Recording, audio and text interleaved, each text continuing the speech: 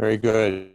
Welcome, folks. It's great to have so many folks on the call with us today and on the screen.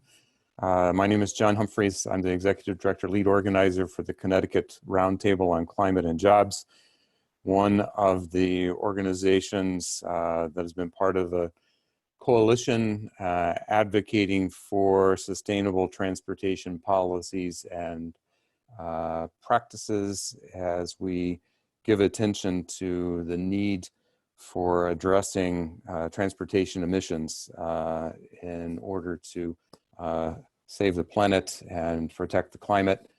And so we'll be hearing more about it, some background of the Transportation and Climate Initiative. But first of all, just to say, due to the large number of participants, we expect to have 50 or more today. We'll be taking questions and comments via the chat feature after the presentation. So the chat feature will be turned back on about 5 minutes before the Q&A. All of the people who are not presenting are on mute. And if you're not presenting, we also ask you to turn off your webcam to save bandwidth and make sure that we have a good, smooth presentation experience today. So save your questions to the end, and we'll turn the chat box on as we get close to the Q&A. The agenda for this morning, we will have a brief background on Transportation and Climate Initiative from Tony Chirolis, Transport Hartford. And then we've got 4 panelists that will talk about different aspects of telecommuting here in Connecticut, both past and present.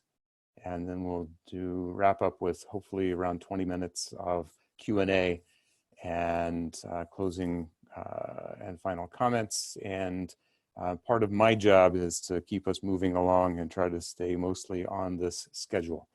And so with that, I'm going to turn it over to Tony to give us some more background about the coalition working on Transportation and Climate Initiative here in Connecticut.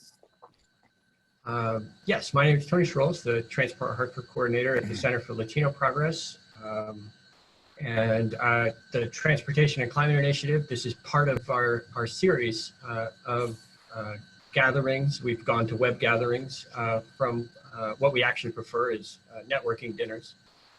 But we're rolling with this COVID response and doing what we can for engagement and communication with folks and getting input as well. So we have a sizable coalition. You can see we're going to very soon have to switch this to 2 slides for coalition members that are interested in learning about and shaping the Transportation and Climate Initiative. So I'm not going to stay here for long. We'll see it again at the end, but you may see some companies, organizations in there that you recognize. The Transportation and Climate Initiative is a coalition of states in the Northeast and Mid-Atlantic, including DC, that are working together to reduce pollution and greenhouse gas emissions from the transportation sector with a cap and invest approach. The cap would be set and there would be credits auctioned to fuel wholesalers for the sale of gasoline and diesel in the participating states, and the revenues from those auctions would be reinvested in transportation systems, improvements, and infrastructure that would in parallel work to increase sustainability and reduce pollution and greenhouse gas emissions from our transportation sector. The transportation sector generates 38% of Connecticut's greenhouse gas emissions, so it is the elephant in the room.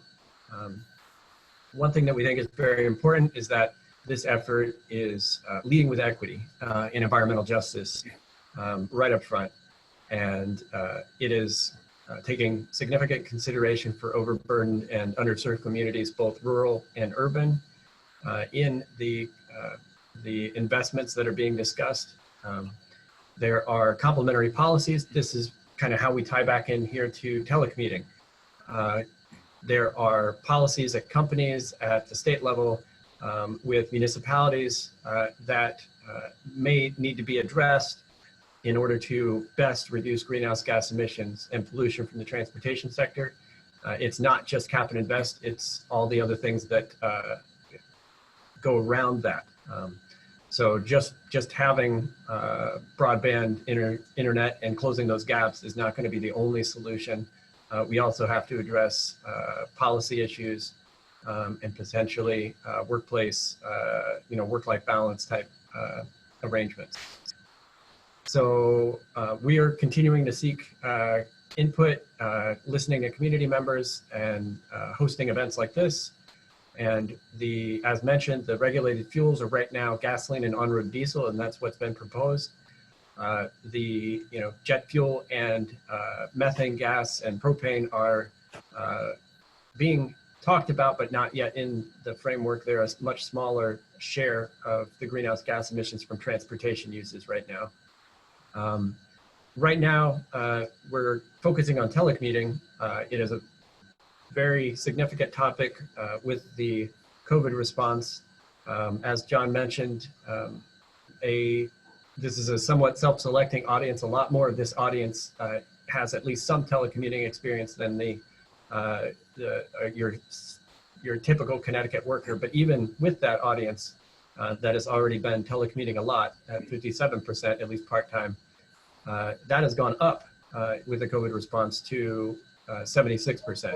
So now over 3/4 of the people on this call are now telecommuting at least part-time.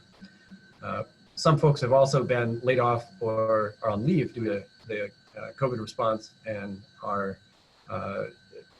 known high unemployment that is resultant. That is also a concern in the COVID, post-COVID world, but we won't be getting deeply into that today. So kind of the vision is there are some positive things that we are learning as our lives in our state and our jobs have been disrupted. And aside from the loss and the tragedy associated with this pandemic, we want to make sure that we're still thinking and talking about how to have a just and sustainable recovery. And that in our mind does include a good bit more telecommuting for those that it works for and whose situations would align well with that type of workplace and job. So reducing driving trips is going to significantly reduce greenhouse gas emissions and pollution, and that is good for everybody in the state. So next.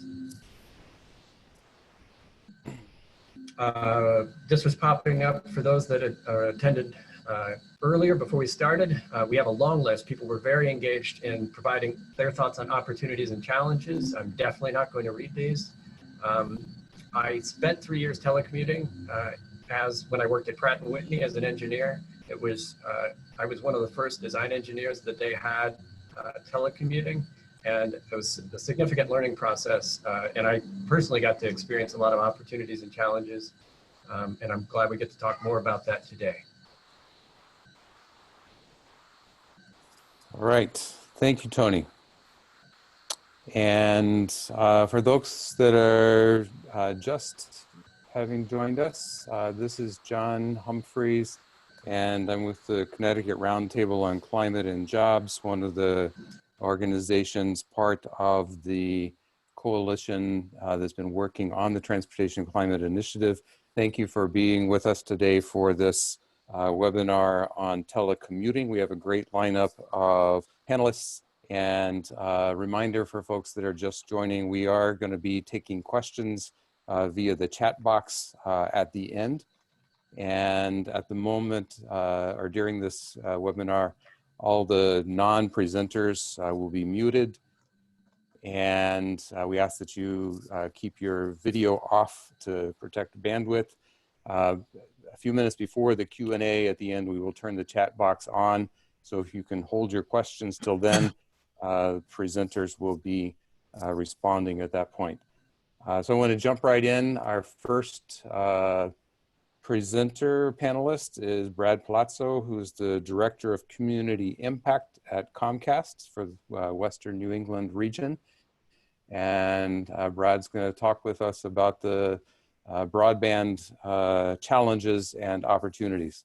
Thank you, Brad, for being with us. Thank you, John.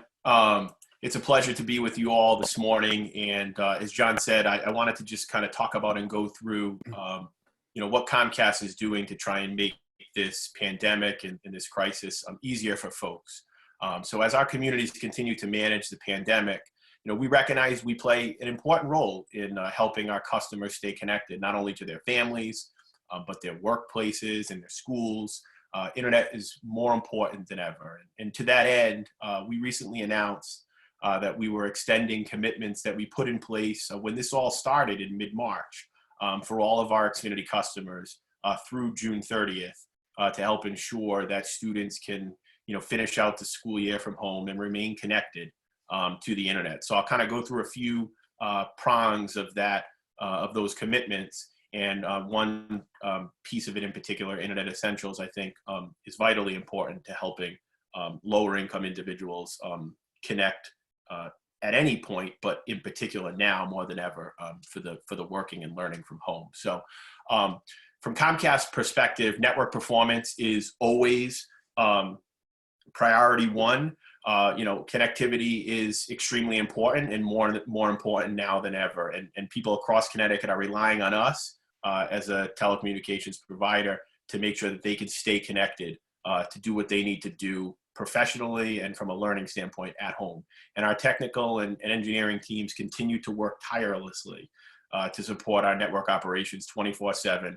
And again, it's all about performance and reliability because we know that we're the linchpin for a lot of people, not only for their working and learning, but also for their entertainment needs, when we're all sheltering in place and stuck inside.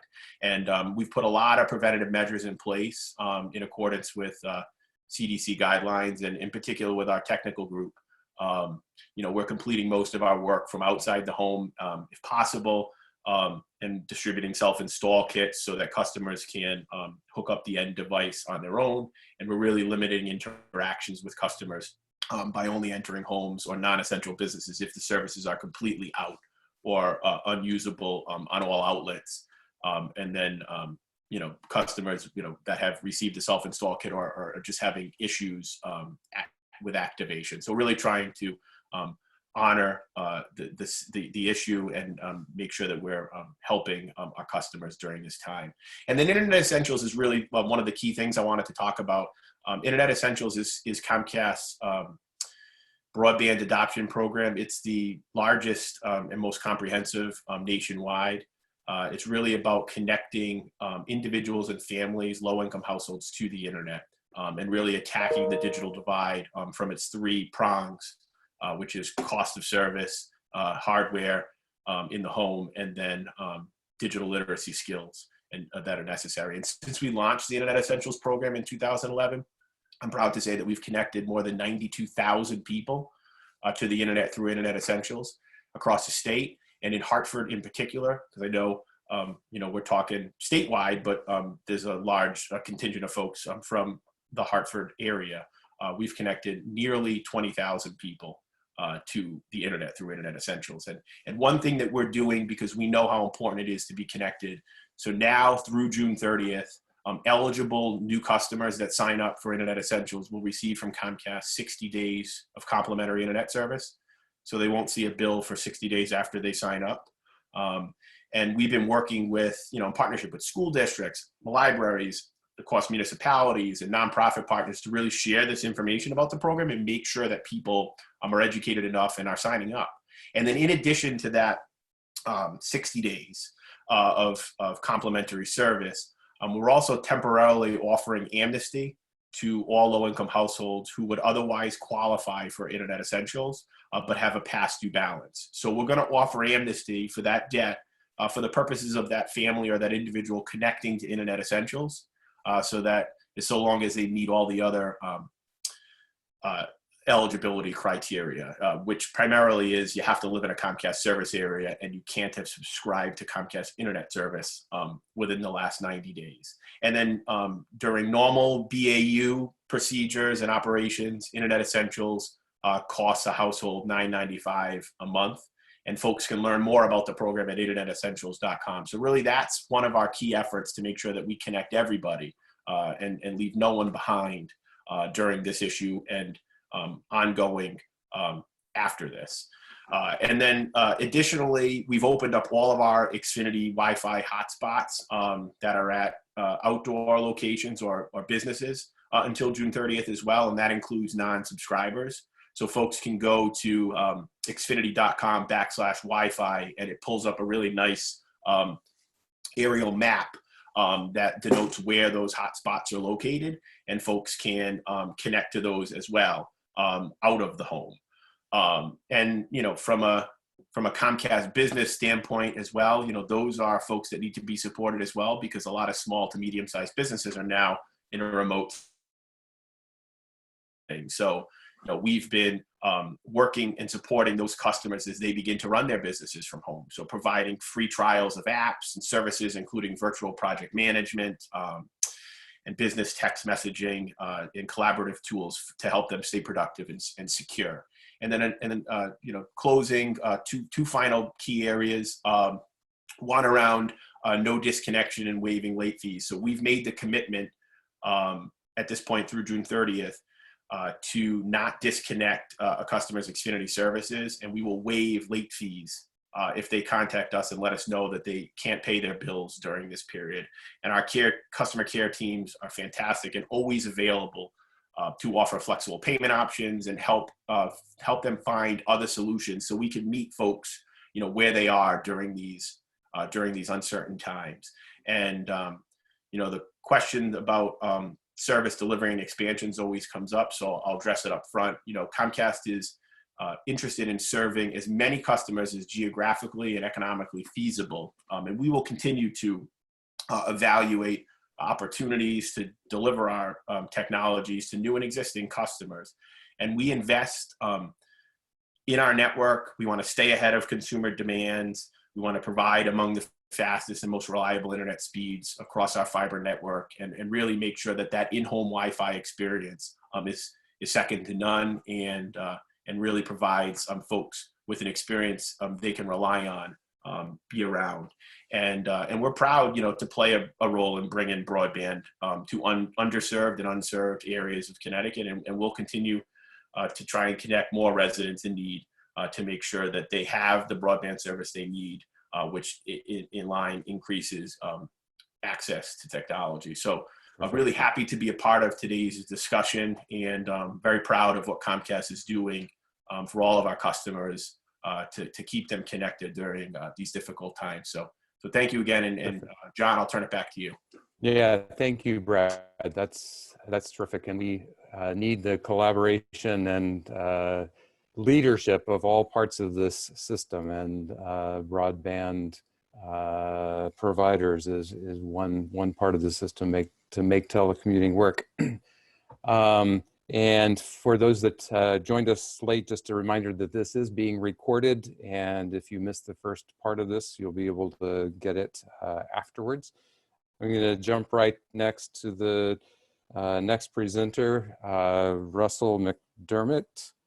Let's see if I can, there we go. And Russell is with CT Rides. Russell's the program director there, and he's been working with companies on telecommuting long before it became a necessity during the pandemic. So Russell, take it away.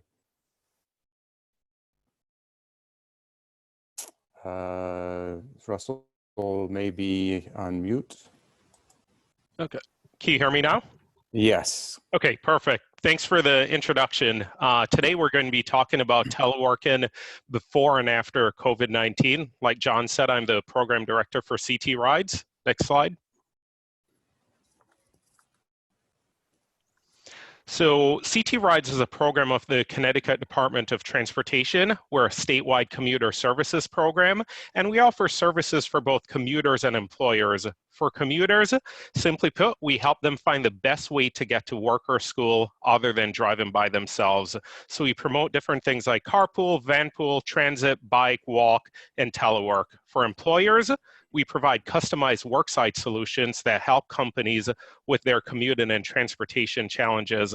One of those services, which we're going to be talking about more today, is a robust telework program where we can help companies develop, formalize, or expand their existing remote work program. Next slide.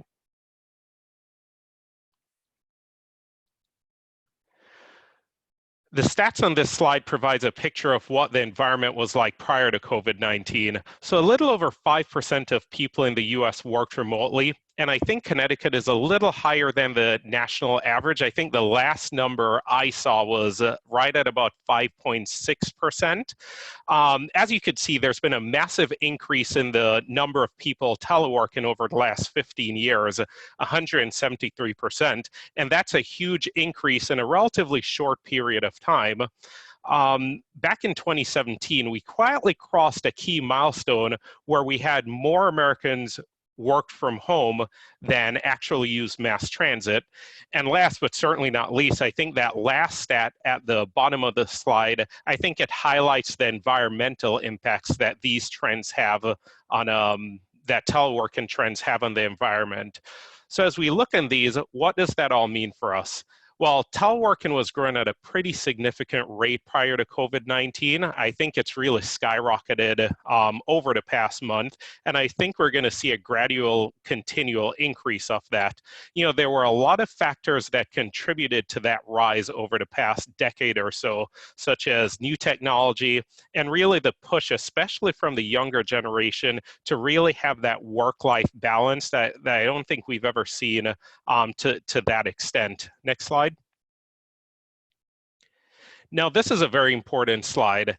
This is a slide that really shocks people when we're talking about teleworking and the environmental impacts. People always say, well, what does a business case have to do with the environment? And the fact is, teleworking is not a right as it stands right now, and it's not something employees can just choose to do. So I think it's extremely important that we make the business case about why it makes sense for a company to do this. I really like this quote because I think it sums everything up very nicely in a short and concise way. You know, you have to look on the finances and employee happiness that translates into higher productivity and lower stress and lower healthcare costs and the sustainability and security of these things. Next slide. In addition to making the business case, it's really important for us to acknowledge that there are a lot of changes going on in our workforce right now. You have the current global pandemic. You know, most companies have had to develop or greatly expand their existing remote work program and their teleworking capabilities. Over the past decade, like I said a couple slides ago, you know, we've seen the technologies that enable these remote work systems really skyrocketed. When you think of the barriers to entries, they're really negligible at this point when you think about how powerful your laptop or even your smartphone is. You know, we're in a situation where we have multiple generations, 5 generations of workers all working together right now. And teleworking can really enable companies to not only recruit and retain the younger generation who are demanding that work-life balance, but it gives them the ability and flexibility to keep the baby boomer generation that's starting to exit the workforce to assist with that knowledge transfer, so you don't have that brain drain or that knowledge gap as these generations come together. And lastly, from what we saw in the earlier slides, you know, remote work is just becoming more common. It's becoming more the norm, whereas, like I said, even a decade or two ago, it was somewhat abstract and just on the increase. Next slide. So let's discuss some of the benefits, which ultimately ties back into making the business case, which I really can't stress enough about how important that is. If we want to fully realize the environmental impacts, we have to continue to highlight the benefits of why employers should do this and need to continue to expand upon some of the great things they've done so far. So number one, business continuity. Again, the most recent and vivid example is what's going on right now with COVID-19. You have increased productivity where time and time again, study after study has consistently shown, in many cases by double digits, teleworkers are shown to be significantly more productive than their in-office counterparts. Recruitment and retention. This was a number one issue we heard from all of the companies that we worked with prior to this. And we continue to see surveys that show that people are prioritizing that work-life balance over financial compensation. So it can really assist with that. It obviously contributes towards the companies and frankly, everyone else's environmental goals. Again, there are a number of different numerous cost savings associated with that that are not insignificant. Next slide.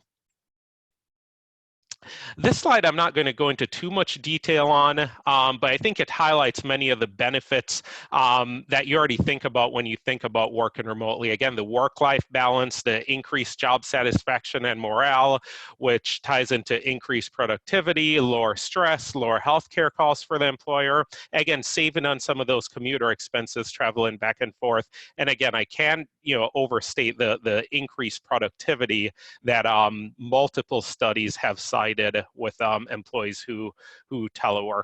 Next slide. So earlier on, we looked at what the environment was like prior to COVID-19. Now let's examine the current situation we're in. Most companies, to be frank, were not prepared for the sudden shift to telework, and even those with existing programs that were pretty comprehensive, faced many challenges scaling it up as it relates to technology or policy or training.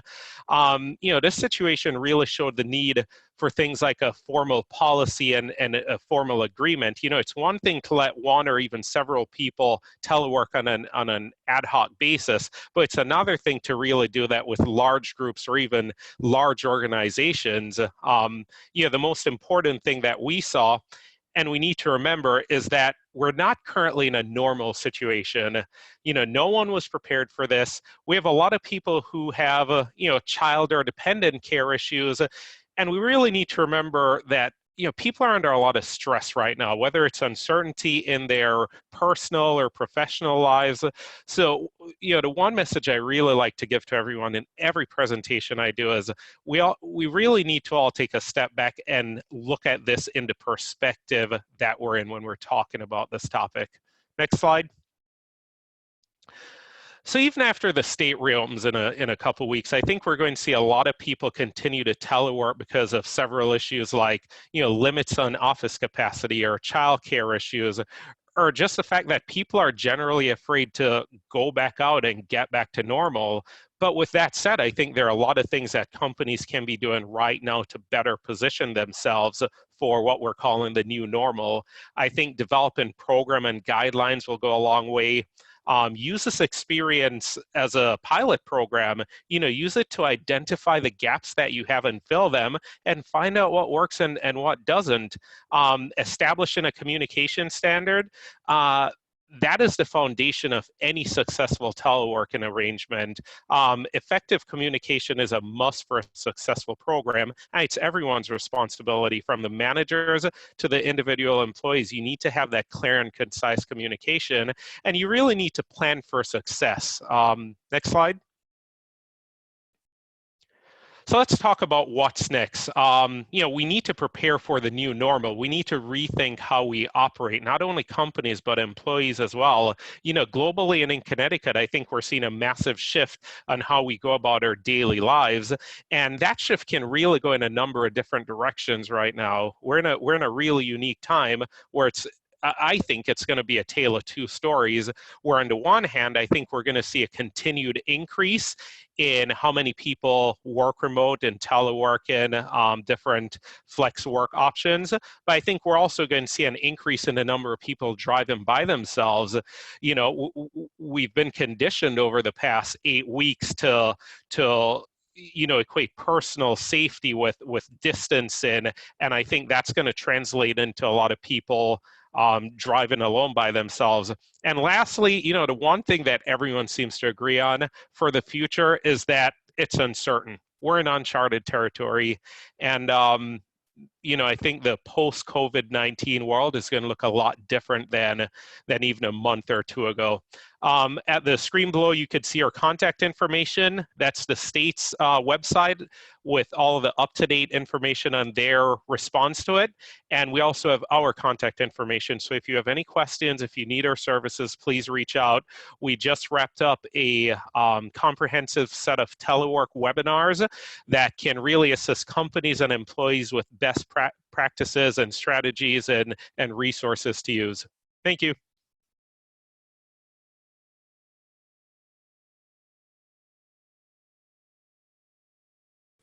Sorry, I was needing to unmute myself. John Humphreys with the Connecticut Roundtable on Climate and Jobs.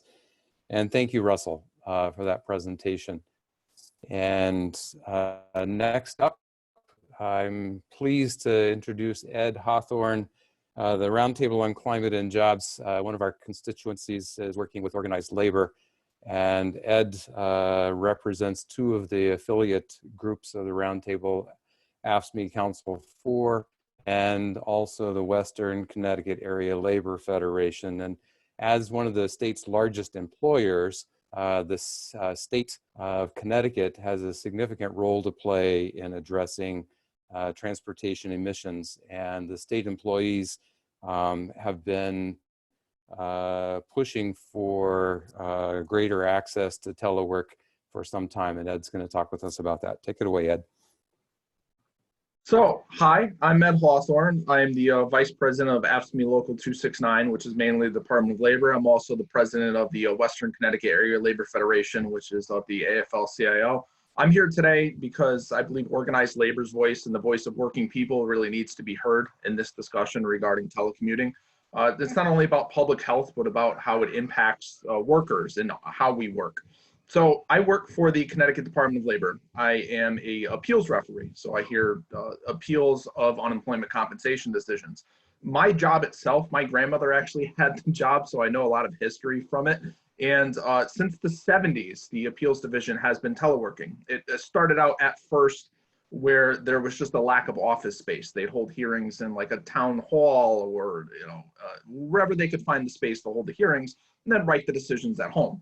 Once they acquired the office space, they realized that what they've been doing was working, so they just kept it for many, many years. There's been fights over the years to keep it, but in the end, it's always kind of stayed. So my schedule, my usual schedule pre-COVID, as we're saying now, was 2 days at home. On Mondays and Thursdays, I would be at home writing the decisions. And on Tuesday, Wednesday, and Friday, I'd hold hearings in the office. We'd have it a hybrid, usually in-person's preferred, but we'd also do telephone. Right now, since COVID, we're completely by phone. I am almost 100% from home. I go in the office 2 days a week just to pick up files and process paperwork for about an hour each, and then come home and do everything. What I've noticed from the change from partial to almost full-time telecommuting is, as Russell was saying before, I'm extremely productive. Where I used to leave my home at 7:30, get to work by 8, and then leave at 4:30 and get home by 5. Now with the onslaught of unemployment compensation claims, we're pretty inundated at this time. So we're all working overtime. So I can work the same hours that, well, when you add the commute onto it, I'm essentially working the same hours I was before because I can just stay home and work 7:30 to 5, and it's just like I'm commuting into work. So back in the spring of 2019, CBAC, which is the State Employees Bargaining Agent Coalition, it's about 15, I believe it is 15 public sector unions, roughly 46,000 state employees, came to an agreement where we actually codified a telework agreement with the Lamont administration. So we've been recommending it for years. They actually turned to the appeals division a lot because we've been doing it for years just to ask us questions on how it was done. They've generally been resistant, but we did come to the agreement. It was really the typical management mindset in the union's eyes that if it's not a management idea, it's not a good idea. But now we're starting to realize that there are a lot more jobs that can be done remotely. A lot of it from getting our people from DOL home and out of the office was a limitation on equipment, mainly laptops, VPNs, which is the secure connection we need to do the job, protect everyone's personal information.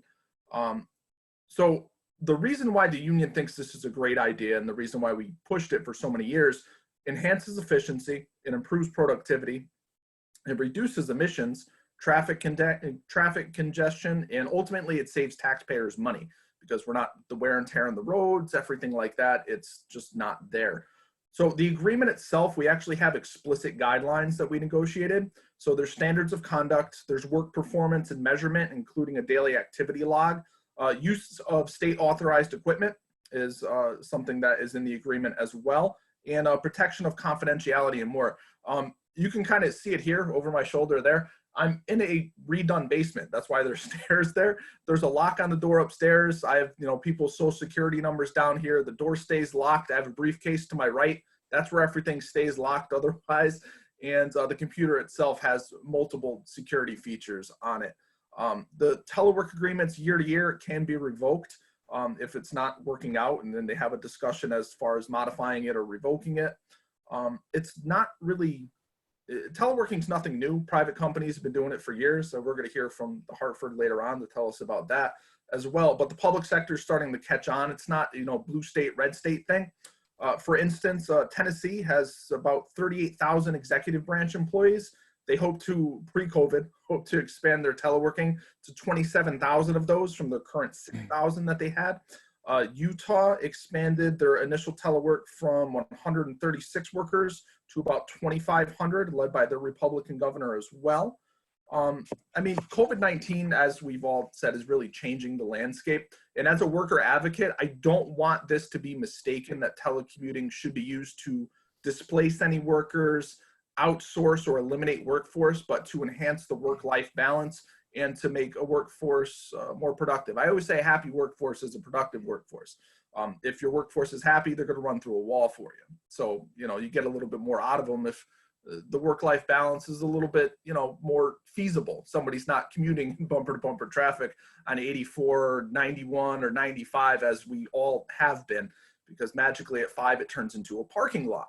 So we're really, excited about what's going to come of the almost forcing everyone to work at home at this point. But there is a delicate balance, and I think if we all work together through the spirit of collaboration, we could transform the way that our workforce is currently, working and commuting to work. And thank you very much, John and Anthony, for having me here, and I look forward to the questions later on. Terrific. Thank you, Ed. And it's terrific that you were able to have a telework agreement in place prior to COVID-19, and hopefully it has helped to convince more folks at the state that this is a good way to move forward.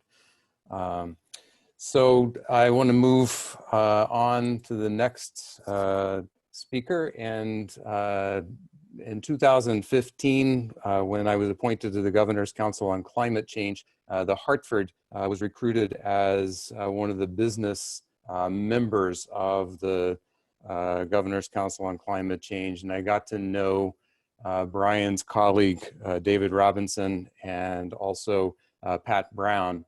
And the Hartford has been one of the leaders in corporate sustainability policies. And so when we were putting together this webinar, I reached out to Pat Brown and said, we'd like to have somebody from the Hartford come and talk about your experience with telecommuting before and during the crisis. And Pat said, well, Brian Neary is the right guy. And Brian is with the Enterprise Risk Management Group at the Hartford. He's been there for about 18 years. And he helps to lead the company's operational responses to crisis events. So Brian, take it away. Great, thanks, John. Thanks for the intro and great job by everybody else on the panel. So, and I'm going to kind of build off of some of the themes that the other panelists commented on too. So, just for context, as John mentioned, I've been at the Hartford for about 18 years. One of the responsibilities I have is around business continuity and business resiliency, and I'll talk about how we've been tested on that front. But I think it's important to lay a little bit of groundwork. Hartford has about 19,000 people. About a third of those are in Connecticut, many in the Hartford area, but we have locations in Stamford and Danbury and other parts of the state. And we did have, one of the gentlemen earlier, we did mention the importance of having a program and the benefit we had from a telecommute center, but we did have a program. And I don't have the exact percentages, but we had a good chunk of our folks that work remotely as a normal course of business. And we've been doing that for years. In addition, we've been building, and the other big part of it's technology, right? You need the ability, you need technology to be able to perform a lot of the functions at an insurance company. And we've been building that capability over the years. And what that has enabled us to do is when we have needed to go kind of more full remote, think of a bad storm or a regional issue or something like that, we were able to do that and really practice for what we've had to deal with in the last couple months. But honestly, no one's practiced for what's happened in the last couple months. And, you know, we took 19,000 people and went remote real quickly in a matter of a couple weeks. And we're pretty much right now 98, 99% remote, just to give you a sense. We have a few hundred folks across the country and in a couple of our international sites that need to be in the office to do workday because their work job, their role is tied to the office, but generally everybody else is working remotely, and we're learning a lot. You know, generally it's gone well. We've been able to meet our customer needs.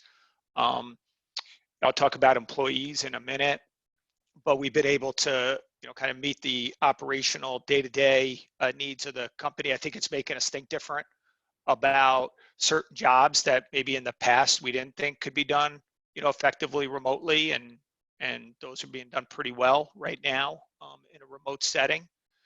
The other one from an employee standpoint, you know, one of the gentlemen brought up some positives, and there's a lot of positives. But one of the things that I think people are also challenged with it's not a normal environment, right? So we send people home pretty quickly, and they're not only working at home, but they're parenting in a small space. They are teaching in a small space. They, you know, are challenged in a lot of different ways. So that's something that we're spending a lot of time on, you know, with folks who are really kind of, in a sense, new to telecommuting, and even managers and leaders who are getting used to managing more of a remote staff. And there's really are different skills and different ways to interact with their teams that they're putting in place and learning. And I think some of those perspectives are going to be real valuable as we get beyond this time period, and, you know, kind of take a step back and say, how can we, you know, kind of maybe think about telecommuting for different roles differently as we move forward. So the other comment I'd make, and it kind of ties a little bit to one of the comments before, is we were real concerned when we started to do this, and it's something that never turned out, is could really the infrastructure handle telecommuting in a broad way? It just wasn't about the Hartford, it was about everybody across the country, you know, going home and working at home and, you know, watching Netflix and everything else. And to you know, to Brad and others at Comcast and other internet service providers, that really hasn't been an issue at all. And that's something that's tremendous. And I don't know if we kind of thought of things like that it really is a combination. It's not only what the company's doing locally and their philosophy around telecommuting, how they prepare their teams and think about roles and outfitting people, but it really is the kind of infrastructure providers and, you know, kind of people and companies like that are such a key part of the equation for a successful, you know, for companies to be able to successfully do this and maintain it going forward. So those are my comments. We're in the midst right now for the Hartford of thinking about what coming back looks like, and telecommuting, we're going to do it slow, like a lot of other companies. I do think our success telecommuting and working remotely will absolutely be an input into kind of how we come back and the speed and people's situation. But that's something that's going on right now with a lot of coordination, obviously, with health organizations and local governments as they make their decisions about how to kind of open things back up. So with that, I'll turn it back to John. Terrific. Thank you, Brian. And I'll go to the next slide. We are now in the Q&A period. We're going to use the chat feature for those of you participating that have questions for one or more of the panelists. Maybe while that's getting started, I'll see if any of the panelists have a question for one of the other panelists. And I do have one ready if they don't. Okay. Well, go ahead, Tony, then. All right. This one I think is probably Brad. You mentioned we're thinking about gaps in service. You mentioned expansion of service and rural, and we're curious about rural gaps and what other states might be doing and how those relationships have worked. And I think there's something in Massachusetts, but if you could remind me, that might be helpful here as we're talking about potential revenue from the Transportation and Climate Initiative.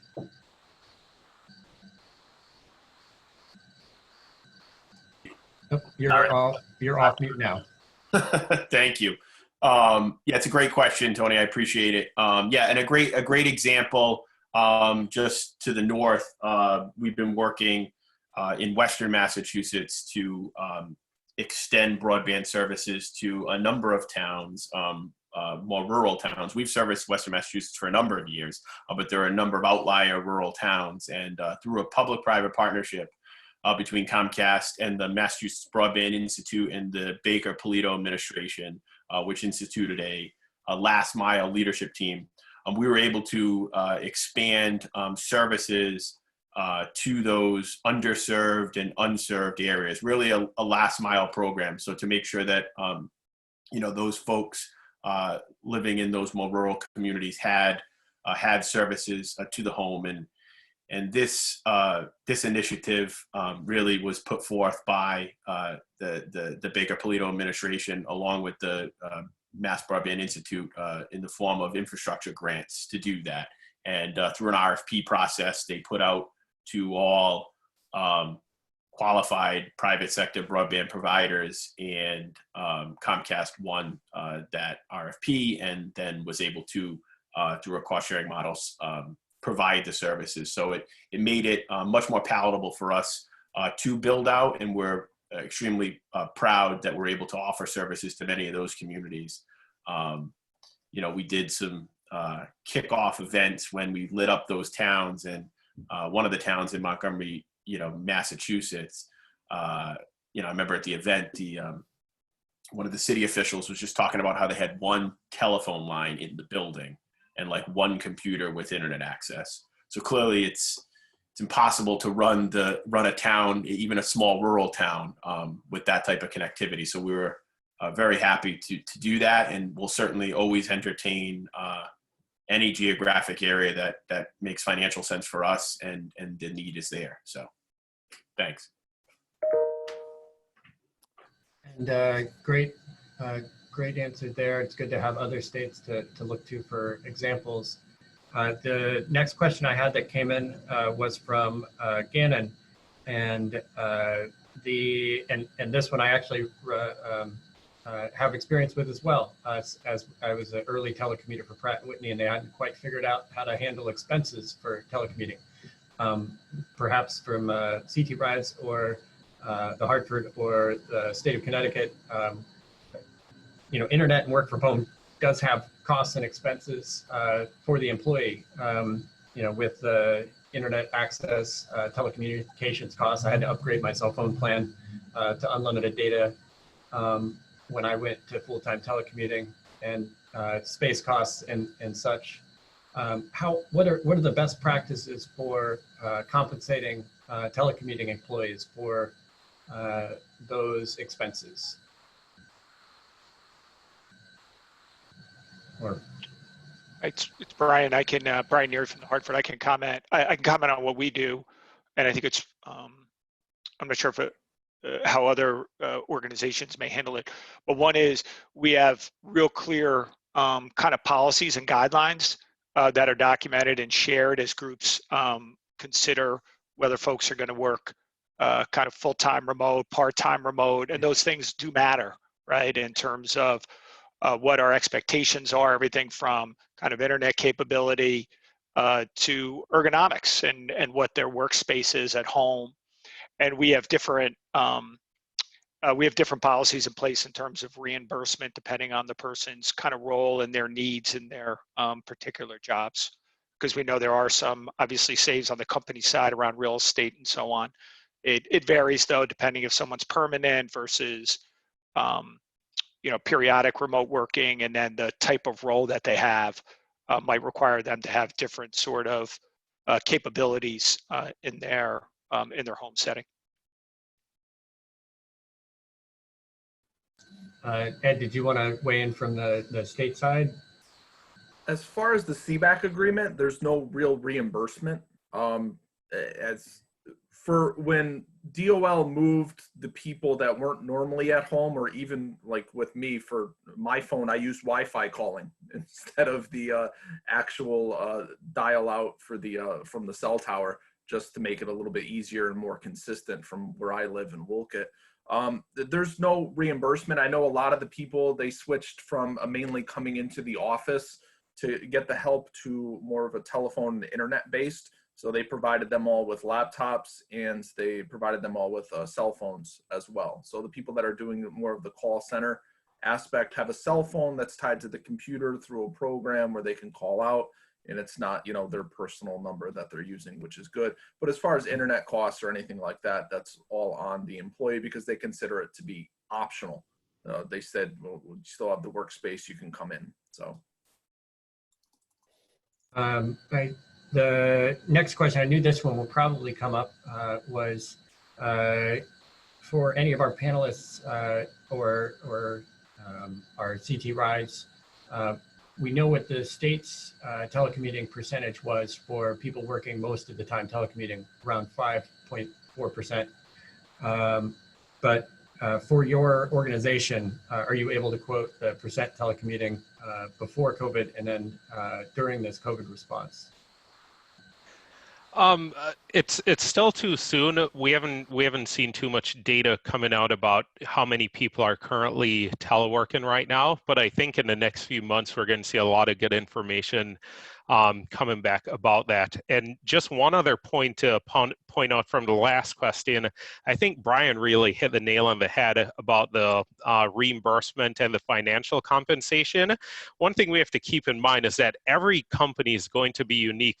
So from a best practices standpoint, there's really nothing that says whether you have to do it or you don't have to do it. Every company, every situation is going to be different. But the main thing that I think most companies want to do when they're doing this teleworking agreement is making sure that you have those policies and agreements in place that clearly spells out what are the requirements and what are the understandings from both the employer and the employee side of things. So from a best practices standpoint, that's what you want to focus on. So I've got a question here from Tom Connon. The advantage often cited for having workers in an office setting is the informal meetings and conversations that can lead to new ideas or ways to solve problems. And his question was, can that be replicated online? And we got at least one comment response that says there are some ways that companies are doing it, but I'd like to hear from the panelists what their thoughts are. So Brian from the Hartford, we are looking at that.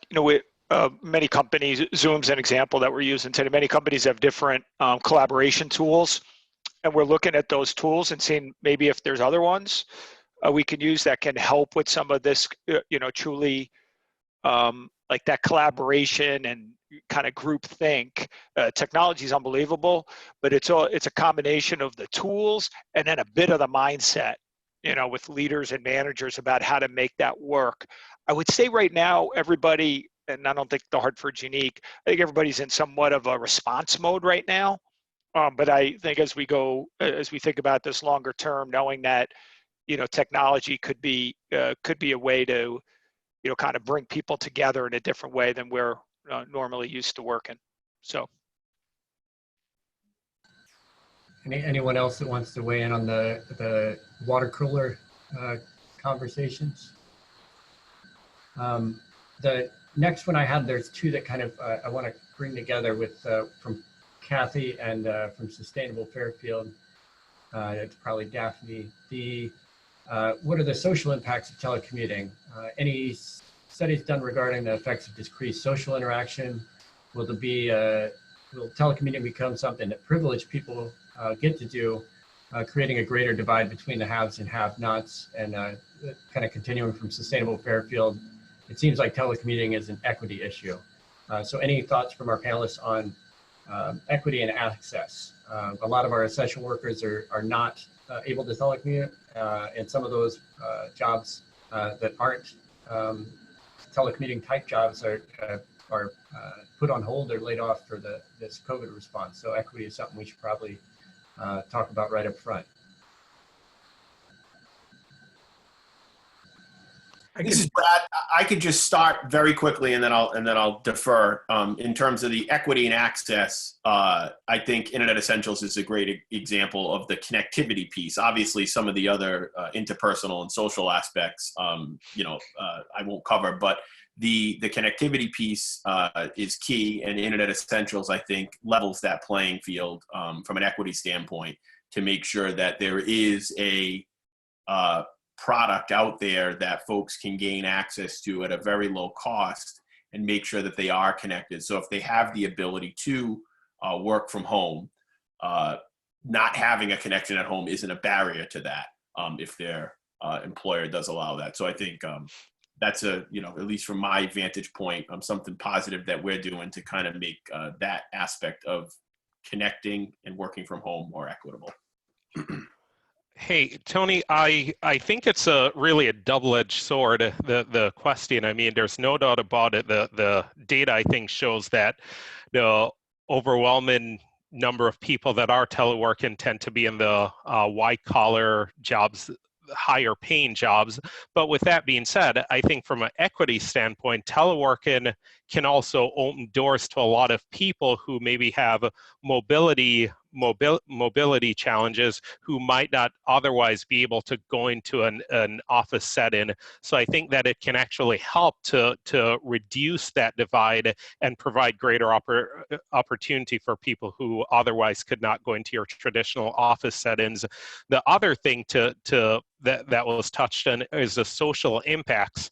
And one of the things that we've seen from people who telework full-time, while there is that greater work-life balance, especially now, we're hearing a lot of people saying, God, I would just crave some human interaction outside of my kids or my family, or people look forward to going to the grocery store now just to get away. So one of the things that's really shocked me is the number of people who we've spoken to who said they like teleworking, they like the benefits, but they are looking forward to getting back into the office at least 1 or 2 days a week to get that social interaction.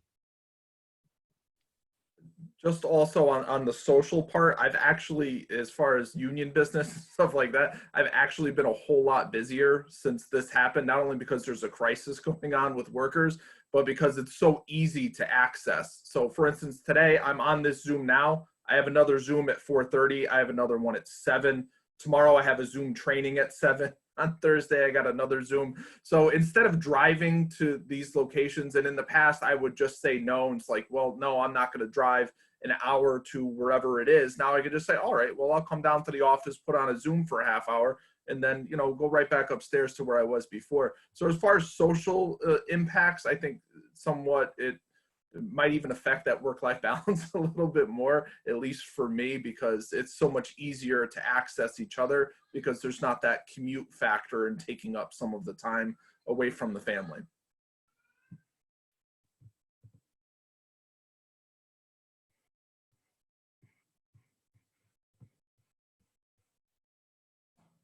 I was trying to use my keyboard to temporarily unmute, and apparently I stopped my screen sharing at the same time. As I get my screen sharing back, I was going to thank the panelists, and we're going to start the wrap up. I just want to offer each of the panelists an opportunity to do, you know, a couple of sentences wrap up. If you have one more thing that you wanted to share that came up for you as we were in the Q&A session, or you heard from other panelists. And Ed, I'll let you start because I think you may need to jump to another hearing. Sorry, I didn't quite catch that part. If you've got a final word that you want to offer before we wrap up today. So, I mean, as far as telecommuting, I think it really is important that it shouldn't be used to displace workers or to kind of outsource or anything like that. It should be used more of a work together, kind of like a win-win, just as we did with a CBAC in the state of Connecticut. Use it to enhance what's already there, not to replace it with somebody else. Excellent. And Brad? Yeah, thank you, John, and thank you, Tony, for allowing me to participate and Comcast to be a part of this discussion. And I just appreciate the thoughts of all the panelists and the really, you know, detailed and in-depth questions that folks were asking. This is certainly uncharted territory for all of us, maybe other than Ed, because he's been doing it for a long time and very proficient at it. So I look forward to seeing what the future holds in this regard, but I think it certainly has opened people's eyes to the productivity levels of workforces, either in the office or remote, and Comcast is here to support those needs from a connectivity standpoint. So thank you again for today. Thanks, Brad. And Brian? Sure, just thanks both John and Anthony and the rest of the panelists. I thought it was really interesting and super timely, right? We're right in the middle of everything, but we're also, you know, thinking about the future, and it's great to be able to share ideas, thoughts, things that are working, and also just to get better understanding from different sectors about how they're thinking about this topic going forward. So I appreciated being part of it and learned a lot too. So thank you. Thank you, Brian. And now, Russell, as part of your wrap up, do you want to do the first bullet on this slide and say how folks can connect to CT Rides? Oh yeah, well, again, echoing the other panelists, thank you, and thanks for everyone for joining us. One of the things I want to point out is obviously CT Rides is a free statewide resource. Again, we work with commuters and employers. So if you have any question, you need our services, please visit our website, ctrides.com. Again, just plug in the webinar series that we just did. It's very relevant. It talks about a lot of the best practices and things that companies and employees alike can utilize to make this experience a better one. And on the last note, you know, I just want to echo what I said earlier in my presentation, where we're all in this together. We're all going through the same challenges, and you know, it's going to be okay. We're going to get through the other side of this, and you know, we just need to be kind and understanding to one another, and I think we'll get through this. Terrific. Thank you. And again, thanks to all four of the panelists. And this is John Humphreys with the Connecticut Roundtable on Climate and Jobs. And Tony, I'm going to let you wrap up the slide and take us out. All right. So to learn more about the Transportation and Climate Initiative, of which this is just a series, this is one of the series.